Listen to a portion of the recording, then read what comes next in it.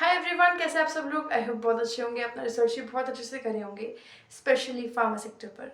Right, सो या आज हम डिस्कस करने वाले हैं एक और टॉपिक, जिसके अंदर हम डिस्कस करेंगे कि बहुत छोटी कंपनीज कई बार होती है, फार्मा कंपनीज जिसका कभी किसी ने नाम भी नहीं सुना होता है। बहुत ही छोटे मार्केट कैप के साथ में कंपनीज एग्जिस्ट कर रही होती है। रैंडमली एक दिन ऐसा आता है कि कंपनीज 10x 20x 50x तक ग्रो कर जाती है कई बार। Just out of nowhere उस कंपनी का नाम फिर हर जगह होता है, एंड एक टाइम तक कभी उस कंपनी के बारे में किसी को पता भी नहीं था। तो ये जैसे हिडन जेम्स होते हैं, ऐसा क्या कर रही होती है कंपनीज अंदर ही अंदर कि एक दिन सडनली ये 10x 20x की ग्रोथ डिलीवर कर देती है। जबकि बड़े बड़े कंपनीज जो, हालांकि ये छोटे कंपनीज ही किसी दिन बड़े बनते हैं, फिर उन्हें हम लोग बड़ा कंपनीज बोलते हैं। बट एनीवेज, ये एक फार्मा का एक साइकिल से भी रिलेटेड है, जिसके बारे में मैं अगली वीडियो में बात करूंगी। साइकिल जो फार्मा का आपका चलता है वो बहुत इंपॉर्टेंट है as a serious investor and serious retail investor, I would say, because हम सब एक रिटेल इन्वेस्टर की कैटेगरी के अंदर आते हैं।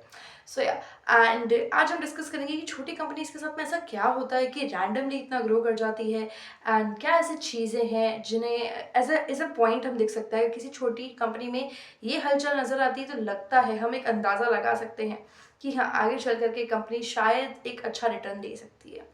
राइट, तो एज एन इन्वेस्टर हम सारी चीज़ों को समझेंगे, and first point with that is कि एक एक बहुत ही इंपॉर्टेंट, बहुत ही सिंपल सी चीज़ है। आपने देखा होगा कई ऐसे लोग होते हैं हमारी कम्युनिटी के अंदर या फिर हमारे जान पहचान में, जो कई सालों तक बस गायब से रहते हैं और रैंडमली एक दिन कम बैक करते हैं। एक एक बहुत ही, हम एक ऐसे सेलिब्रिटी भी एग्जाम्पल ले सकते हैं। सेम चीज़ करती कंपनी, यानी कि छुप के अंदर ही अंदर कुछ ना कुछ काम कर रही होती है, कुछ ना कुछ ऐसा कॉम्प्लेक्सिटी वाला काम कर रही होती है। So yes, you got it right, companies drug molecules पर काम कर रही होती है, Chupke Chupke under cover. Right, सो वहाँ से हमें किसी को अंदाज़ा नहीं होता कि कंपनी अंदर ही अंदर क्या कर रही है।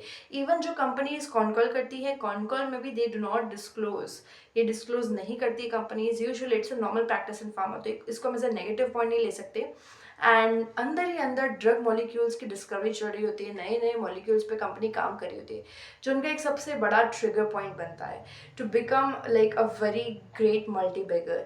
राइट, एक आपको ना सबसे अच्छा तरीका है कि कंपनी का कंप्लीट पोर्टफोलियो स्टडी करो। एपीआई का पोर्टफोलियो कैसा है, कंपनी का प्रोडक्ट पोर्टफोलियो कैसा है, एंड तब आपको पता चलेगा कि कंपनी के एपीआई के जो टाइप्स है, किस टाइप के एपीआई कंपनी बनाती है। एंड शायद कहीं ना कहीं वो ड्रग का नाम डिस्क्लोज अगर हुआ है, just go and study the drug, आपको पता चलेगा कि इस ड्रग की आने वाले वक्त में कितनी डिमांड है। तब वहाँ से आप अंदाज़ा लगा सकते हो कि हाँ, कंपनी अगर चुपके चुपके इस ड्रग पे काम कर रही है।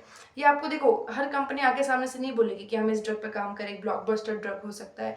ऐसा अगर कंपनी करेगी, दूसरे कंपटीटर्स को भी भनक पड़ जाएगी, एंड जिससे उनका मार्केट शेयर दूसरे कंपनीज आकर के एक्वायर कर सकते हैं। सो कंपनी कभी भी पब्लिकल इन्फॉर्मेशन नहीं देगी, बट आपको ना वो छोटे छोटे हिंट्स को ट्रेस कर करके एक बहुत ही डीप रिसर्च करना होगा। तब आपको समझ में आएगा कि हाँ, company is working on this particular molecule, जो आगे चल करके एक्शन में एक ब्लॉकबस्टर मॉलिक्यूल हो सकता है। एंड धीरे धीरे धीरे धीरे ऐसे ही करते एक दिन ऐसा आता है जब कंपनी एक्चुअल में उस प्रोडक्ट को लेकर के बहुत बड़ा मार्केट शेयर एक्वायर कर चुकी होती है, एंड तब जा करके स्टॉक प्राइस री रेट करता है, आपका पी री रेट करता है, एंड आपको एक बहुत शानदार रिटर्न देखने को मिलता है। So this is one thing कि कंपनी एक एक नए मॉलिक्यूल और कुछ ना कुछ नया डिस्कवरी पे काम कर रही होती है, जिससे आपका एक एक बहुत ही हाई रिटर्न बिजनेस कंपनी बना करके देती है। एंड ऑफ कोर्स मार्जिन भी ज़्यादा होते हैं। राइट, एंड जिसके अंदर आपका हो सकता है oncology APIs, peptides, your steroids and your high potency APIs, that is your HP APIs.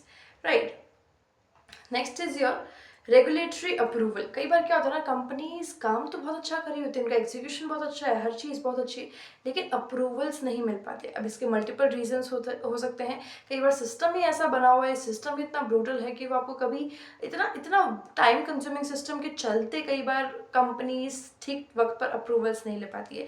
तो एक जो डिलेड वाला सिस्टम है वो यहाँ पर एग्जिस्ट करता है, जिसकी वजह से कंपनीज अपना 100% दिखा नहीं पाती, कर ज़रूर रही होती है लेकिन दिखा नहीं पाती है। एंड जिस दिन उनको अप्रूवल्स मिलते हैं, अप्रूवल्स ग्रांट होते हैं, the company make it like go on like fire. So वहाँ एक्चुअल में एक और हमें लगता है कि हाँ, कंपनी शायद कुछ बहुत बड़ा कर गई, बट एक्चुअल में the story was stuck in the approvals मिलते ही कंपनी कई बार एक्सपोर्ट मार्केट में उतर जाती है। एक्सपोर्ट मार्केट में जो आपको जीएमपी अप्रूवल्स की ज़रूरत होती है वो कई बार कंपनी के पास में नहीं होते, US GMP and EU GMP, जिसकी वजह से कंपनी एक्सपोर्ट नहीं कर पा रही होती। जैसे ही मिलते हैं एक्सपोर्ट होता है, रेवेन्यू अच्छा आता है, स्टॉक प्राइस ऊपर। ये एक और रीज़न होता है। This is the point two, trigger number 2, जिसकी वजह से कंपनीज कई बार बहुत ज़्यादा रीरेट कर जाती है, right. This is one of the reason. And जिस वजह से आपका वैल्यू एक्सपेंशन भी होगा, रेवेन्यू एक्सपेंशन भी होगा, एंड ऑफकोर्स री रेटिंग भी होगा, right. Next is your patent expiring opportunities. कई बार कंपनीज जेनरिक एपीआई के अंदर ही मैन्युफैक्चर कर रही होती है, मेजरली जेनरिक के अराउंड ही अपना बिजनेस उनका होता है। एंड बहुत सारे ब्लॉकबस्टर एपीआईज का पेटेंट एक्सपायर होता है। एंड ये वो दौर होता है जब कंपनीज एक्चुअल में एक बहुत बड़ा मार्केट शेयर एक्वायर कर सकती है, सिंपली लाइक सस्ते भाव पर बेचकर, वॉल्यूम में बेचकर एक बहुत बड़ा रेवेन्यू जनरेट करती है, एटलीस्ट स्टार्टिंग में। हाँ, पेटेंट जब एक्सपायर हुआ होता है, जब आपका पेटेंट क्लिफ आता है, उस वक्त सबसे ज़्यादा होती है, चीज़ पीक पर होती है। उसके बाद में ऑफकोर्स थोड़ा फेड अवे होना शुरू हो जाती है, क्योंकि पेटेंट एक्सपायर हुए काफ़ी वक्त हो चुका है, एंड अब बहुत सारी कंपनीज है जो उसी सेम पेटेंट पर काम कर रही है, बेसिकली वही सेम ड्रग अभी बना रही है, तो कंपटीशन जो है आपका बढ़ जाता है। तो जब आपका पेटेंट जस्ट एक्सपायर हुआ होता है, कंपनी ऑलरेडी उस कैटेगरी पर अगर काम कर रही है, मान लो कंपनी का नीश है कि हम ऑन्कोलॉजी ड्रग्स पे काम कर रहे हैं, ऑन्कोलॉजी में एक बहुत शानदार सा आपका पेटेंट जो है एक्सपायर हुआ, एक बहुत शानदार ड्रग का पेटेंट आपका एक्सपायर हुआ। Company was already very much aware and experience about oncology department of drugs. अभी उनको पता है कि हाँ किस तरह का ड्रग हो सकता है, इट वॉज कि वो सिर्फ पेटेंट का वेट करते। जैसे ही अभी उनको पेटेंट का एक्सेस मिलता है, लाइसेंसिंग मिलता है, यू गॉट दैट, आपका पूरा का पूरा पेटेंट के साथ में कंपनी अभी मार्केट में उतर सकती है। एंड देयर वो और ज़्यादा लेवरेज उनके लिए लेवरेजिंग पॉइंट बन जाता है। सो ये आपका ट्रिगर नंबर 3 है, जहाँ पर कंपनीज को कई बार पेटेंट एक्सपायरिंग अपॉर्चुनिटी के चलते बहुत फ़ायदा होता है, स्पेशली जेनरिक एपीआई बनाने वाली कंपनीज को। दिस इज या इम्पॉर्टेंट पॉइंट। नेक्स्ट, ये आपके लिए अगेन कई बार क्या होता है, कंपनीज जो है सीडीएमओ में शिफ्ट कर लेती है अपना कंप्लीट बिजनेस। ये कंपनी थोड़ा, ये वही कंपनीज कर सकती है जो एक्चुअल में अंदर से थोड़ा पावरफुल है, जिनके पास में एक बड़ा प्लांट है, क्योंकि वो किसी और के लिए कॉन्ट्रैक्ट मैन्युफैक्चरिंग करेंगे, जिनके खुद के पास अप्रूवल्स है, ये सब चीज़ें। तो कंपनी को थोड़ा स्ट्रांग होना ज़रूरी है, लेकिन भले छोटी हो लेकिन स्ट्रांग हो इंटरनली। तो कंपनीज कई बार सीडीएमओ बिजनेस करना शुरू कर देती है। सीडीएमओ बिजनेस का एक फ़ायदा क्या होता है ना, कि जब अगले का कोई ड्रग चले या ना चले, आपको अपना रेवेन्यू मिल जाता है।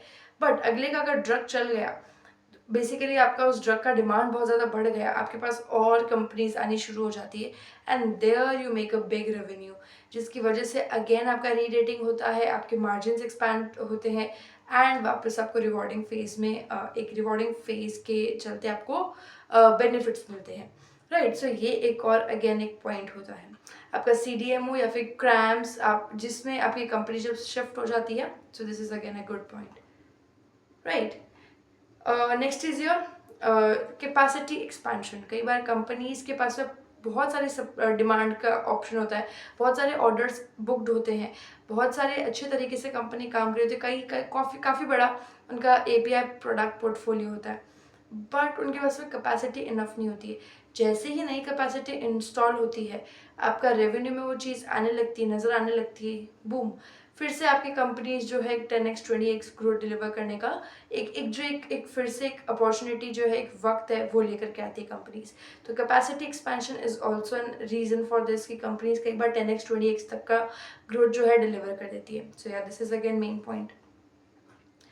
नेक्स्ट है आपका कंपनी कई बार बहुत ज़्यादा थेरापॉटिक ड्रग्स या फिर थेराप्यूटिक आपके इस पर्टिकुलर इसके अंदर एंट्री कर लेती है, सेगमेंट के अंदर।